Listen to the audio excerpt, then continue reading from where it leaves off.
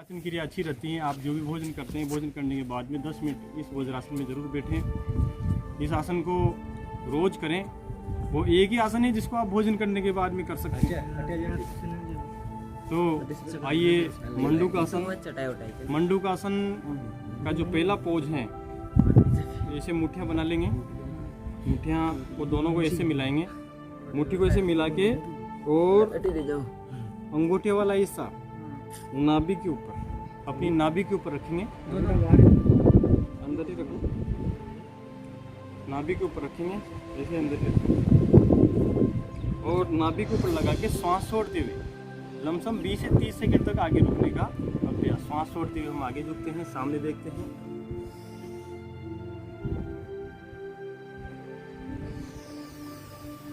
श्वास भरते सीधे हो जाते हैं। तो धीरे धीरे हम अपने सामर्थ्य अनुसार जिनको शुगर हैं वो ज़्यादा देर तक अपने अभ्यास करें। और जैसे 2-5 अभ्यास ऐसे करें, फिर इसके बाद में नीचे झुकने के बाद अपनी मुट्ठियों को ऐसे ऐसे अपने पेट को मथें अपनी मुट्ठियों से। तो पेट के लिए बहुत अच्छा व्यायाम, पेनक्रियाज के लिए।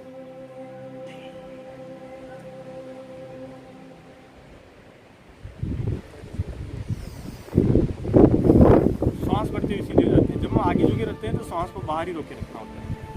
ये मंडूक आसन का पहला पोज है। दूसरा पोज करेंगे, बायां हाथ नाभि पे बिल्कुल सेंटर पे ऊपर रहना चाहिए और दायां हाथ बाएं हाथ के ऊपर श्वास छोड़ते हुए आगे झुकना और सामने देखना।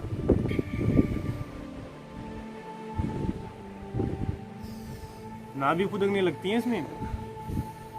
ऐसे ही कम से भी कम 10-10 अभ्यास डायबिटीज वाले इन दोनों अभ्यासों को जरूर करें।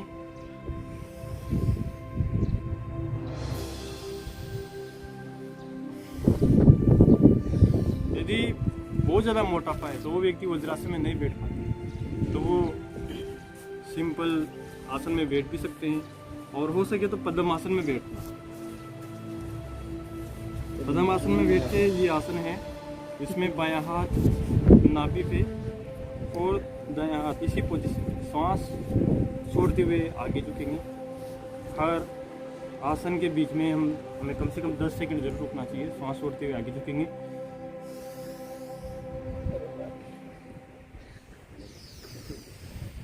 हाँ, जैसे बैठने आए वैसे आगे झुकेंगे। श्वास छोड़ते हुए आगे।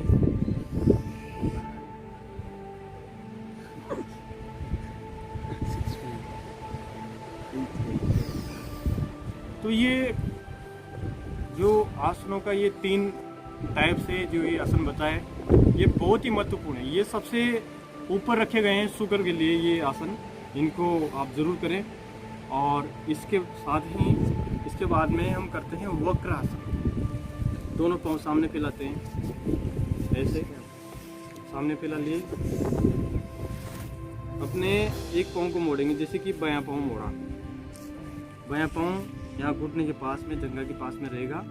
और जो पाँव मोड़ा वही हाथ हम पीछे टिकाएंगे और जो दूसरा हाथ है उसी को भी एक ही साइड पे निकाल लेंगे। ऐसे ज़मीन पे रखें और जो ऐसे पकड़ सके ऐसे पकड़ ले। ऐसे घुटने के ऊपर से निकालिए हाथ को इधर, हाँ संजय की साइड पे, हाँ वहाँ से, हाँ ज़मीन पे रख लीजिए हाथ को जितना रखने में आए और पीछे देखना है, जितना पीछे देख।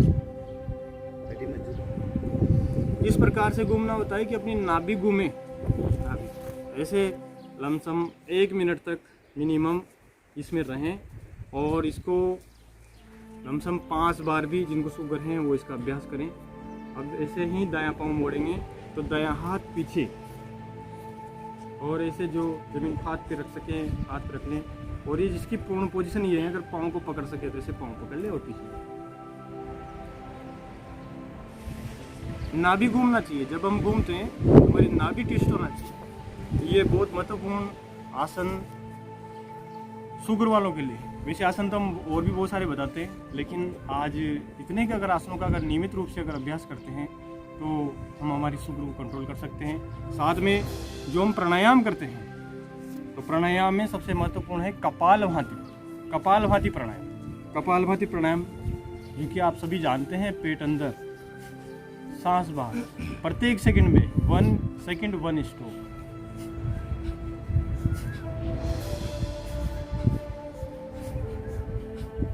तो इससे हमारा जो पेट का जो सिस्टम है वो रेगुलर हो जाता है, संतुलित हो जाता है। पेट का पूरा सिस्टम, पेन क्रियाज एक्टिव हो जाती है, हमारी पाचन क्रिया, हमारी लीवर किडनी पेन क्रिया जानते हैं हमारी स्वस्थ होती है। और आंखें बंद करके ऐसा ध्यान करें कि हमारी शुगर ठीक हो रही है, नियंत्रित हो रही है, हमारा कोलेस्ट्रॉल नियंत्रित हो रहा है,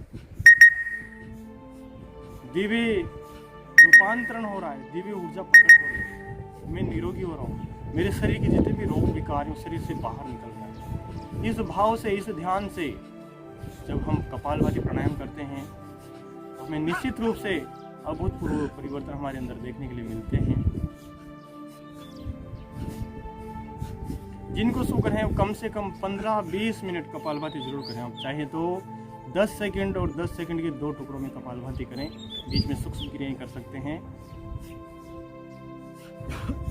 इस प्रकार से कपालभाति 15-20 मिनट तक डायबिटीज़ वाले करेंगे। हम ज़्यादा समय का वीडियो नहीं बना रहे, इसलिए हम थोड़ा थोड़ा आपको बता रहे हैं। और इसके बाद में जो महत्वपूर्ण है वो है अनुलोम विलोम। कम से कम 15 मिनट अनुलोम विलोम प्राणायाम जरूर करें। अगर ज़्यादा करें तो ये बहुत बेहतर होगा और जल्दी ये रोग कंट्रोल होगा। अनुलोम विलोम में क्या करते हैं, दायां हाथ का अंगूठा और बीच की उंगली को काम में लेते हैं, तो अंगूठे को पहले दबाते हैं, बाएं नासिका से सांस की शुरुआत पहले करते हैं और जब इसका समापन करते हैं तो बाएं नासिका पे ही हम इस सांस का समापन करते हैं। आंखें बंद करते हुए श्वास भरते हुए धीरे धीरे संतुलित तरीके से श्वास भरते हैं, पूरा लंबा कर। ऐसे हमें पूरा सांस भर लिया और दाहिने से पूरा छोड़ दिया। जिसे छोड़ा उसी से बढ़ना।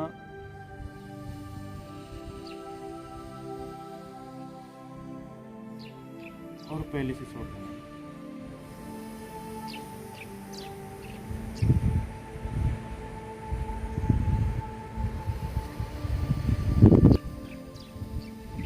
यही क्रिया हम दोहराते रहते हैं और ध्यान करते हैं कि हमारे 72 करोड़ 72 लाख 10,279 नाड़ियां परिशुद्ध हो रही है। हमारा मन मस्तिष्क संतुलित हो रहा है। हमारे शरीर में दिव्य रूपांतरण हो रहा है। ध्यान पूर्वक करेंगे, जितने ध्यान की गहराई से ईश्वर का ध्यान करते हुए आप करेंगे उतना ही हमें लाभ मिलता है। संतुलित तरीके से, अति नहीं करना। समत्वम योग उच्यते अति सर्वत्र वर्जते। इस प्रकार से अनुलोम विलोम करना कम से कम 15-20 मिनट, ठीक है। और इसी के साथ में ब्राह्मी प्राणायाम, जो मन को संतुलित करने के लिए, क्योंकि अगर हमारा मन संतुलित है तो हमारा डाइजेस्टिव सिस्टम, हमारे सारी भावनाएं, हमारे जीवन की क्रियाएं संतुलित होती हैं। इसके लिए ब्राह्मी प्राणायाम, जो एक उंगली को ललाट पे, बाकी उंगली को नासिका पे, कान को बंद कर लेते हैं और भौरे की तरफ गुंजन करते हैं। 5 से 10 बार, शुरुआत आप 5 बार से कर सकते हैं। अभी हम 3 बार ही करेंगे।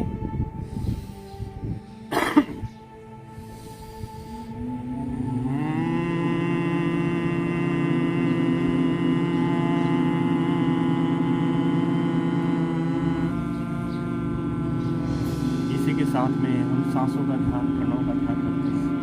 मन ही मन ओमकार के नाद के साथ, ईश्वर के ध्यान के साथ हम ध्यान की गहराई में करते हैं और ध्यान करते हैं क्योंकि हमारे शरीर के अंदर रोग विकार हैं, जो बीमारियां हैं, वो शरीर से बाहर निकल रही हैं। स्वस्थ हो रहा हूँ, परमात्मा का सानिध्य मिल रहा है, मेरे शरीर के अंदर दिव्य ऊर्जा प्रकट हो रही है, मेरी ईड़ा पिंगला सुषमन संतुलित हो रही है। इस भाव से ध्यान करें और फिर पतले को आकर्षण करते हुए आंखों पे लगाएं। तो ये छोटी सी जानकारी देने का मैंने प्रयास किया। अगर आप इसको नियमित करेंगे तो निश्चित रूप से शुगर कंट्रोल होगी। लेकिन साथ में योग तो कर रहे हैं, लेकिन भोजन का भी ध्यान रखना चाहिए। कई व्यक्ति हैं जो तो ऐसा सोचते हैं कि खाने के लिए पैदा हुए, ऐसा नहीं करना है। जैसा खाए अन्न वैसा रहे मन।